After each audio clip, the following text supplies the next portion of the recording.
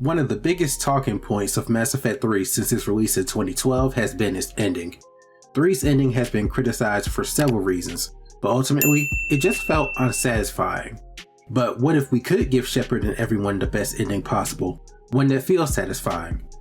Well, that's what Audemus Happy Ending Mod sets out to do. This mod reworks the ending of Mass Effect 3. It allows Shepard to survive the final mission, as well as provide closure to the trilogy through tweaked cutscenes, edited videos, new ending slides, and giving us a new version of the memorial scene. This mod sets out to give us the best ending possible, and I'm excited to show this one to you guys, so let's get into the details. The first change is that the Crucible is no longer space magic. A lore-friendly narrative has been constructed that explains how the Crucible destroys the Reapers and only the Reapers. This is told through two new codex entries, Crucible Functionality and Crucible the Catalyst, which unlock after the Citadel coup and Cerberus HQ respectively. This new lore is inspired by Mass Effect's codex writer Chris Hepworth's intended direction for the Crucible, in which the energy field manipulates the nuclear strong force to affect matter on an atomic level. These codexes should also help explain why characters start acting so confidently that the Crucible is going to work in the second half of the game.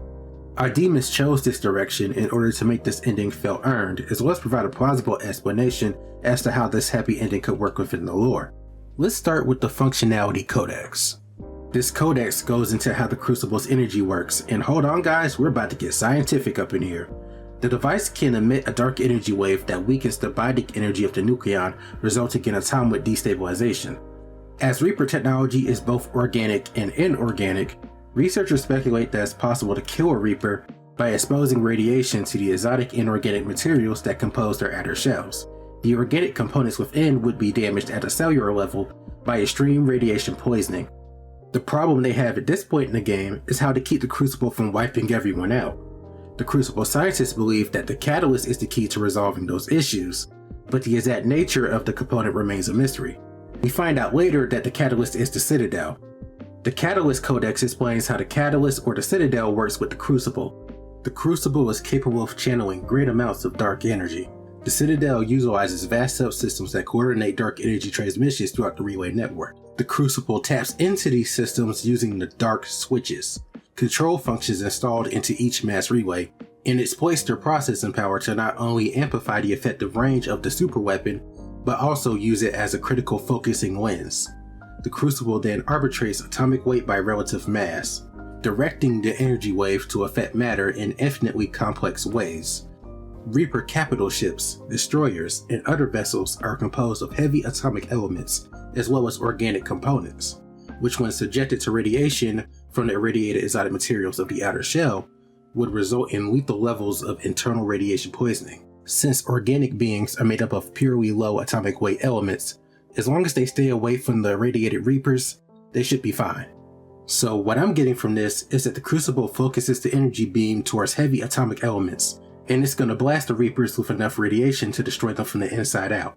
I like these explanations, as they provide more detail into how the Crucible affects the Reapers, which helps to negate that space magic feel. Now I didn't read all the information in the codex, but I wanted to give y'all an idea of what they entail. There were some other changes made as well, like the docking scene was edited to be more exciting and intense. This was done by using the low EMS docking scene that keeps the chaos, but shows the Crucible undamaged. Speaking of undamaged, the master relays are no longer destroyed. It took some tweaking and careful timing, but the explosions shown in the vanilla ending sequence have been removed, and some new shots were inserted showing that the Citadel and the mass relays were unharmed. The epilogue sequence has been expanded to include new ending slides, as well as synthesis slides that make sense, like the Quarians and Geth living side by side. I love that change, because we spent Mass Effects 2 and 3 navigating Quarian and Geth relations, and for the Geth to just be wiped out by the fuck you laser never felt right. But what really makes this a happy ending is that Shepard survives. After the Crucible fires, Shepard is discovered by his or her squad, including their love interest if they were with somebody, and is present at the memorial where they put Anderson's name on the wall.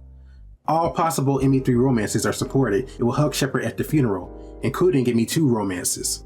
More NPCs are also present such as Edie, Chakwas, Michelle, Adams, Ken, and Gabby.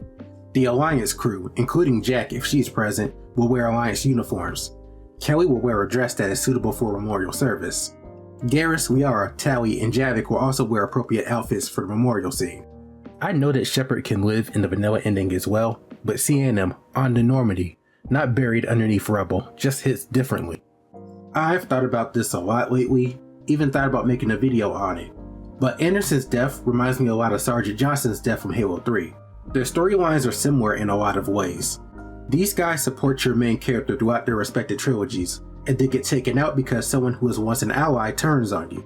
The Elusive Man because he was indoctrinated in Mass Effect 3, and 343 Guilty Spark in Halo 3 because we had to destroy his Halo ring and he didn't like that.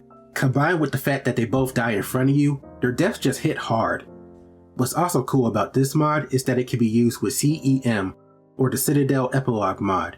The original creator of the mod, Dagger, allowed the creators to remake CEM for the Legendary Edition, and this mod was built with CEM in mind. The Citadel is shown to have returned to the Serpent Nebula, and the lack of damage to the Citadel or the mass relays means that the narrative doesn't have to jump through hoops to explain how you can have a party on the Citadel post-ending. When both Happy Ending and CEM are used together, Happy Ending will seamlessly transition into CEM. So now at Mass Effect 2, you can continue to do things post-story, and I like the idea of having the party once our mission is finished. The gang can finally relax without having to worry about Cerberus or the Reapers, and they more than deserve a long vacation, or even retirement, whatever they want to do. There are two ways to play CEM. CEM Full, where you play through the entire DLC post-ending, or CEM Light for just the party. There are certain conditions that have to be met for this mod to work. For CEM Full, you can't visit the apartment before the ending, and for CEM Light, you can't gather the supplies for the party. Doing either of these too early will cause the mod not to work. The coolest feature about this mod, in my opinion, is that for the party, you have the options of going through phases 2 and 3 of Relaxed, and then phases 2 and 3 of Rowdy after choosing your first phase for the party. So it's like you're getting the best of both worlds. There's an option for it if you romance Jack or Miranda. They will walk with you towards the Normandy instead of away from you during the goodbye scene. There's an option for disabling Thames Memorial scene, and you get some more music options for the goodbye scene as well. The modders also added a little surprise in here, but you have to play through the mod to find out what it is. To unlock the ending for this mod, you don't need a large number of EMS. You need 5200, or 4200 if you destroyed the collector base. Just enough to unlock the destroy ending. But yeah, this mod truly feels like a happy ending. This ending really felt satisfying. The Reapers are destroyed. Shepard lives. The Geth, Edie, and the AIs live. The mass relays aren't destroyed. And you get to go back to the Citadel post story if you download CEM. I just wish Anderson could have lived, but his memory will live on through Shepard, the Normandy, and the Alliance. If you guys want to check out this mod, I'll put a link in the description below along with CEM. Thank you guys for watching. Feel free to check out the other mod videos I got on the channel. Leave a like and subscribe. We're getting close to 500 subs, y'all, and I'll see you all in the next one. Peace. DJ SonicFreak.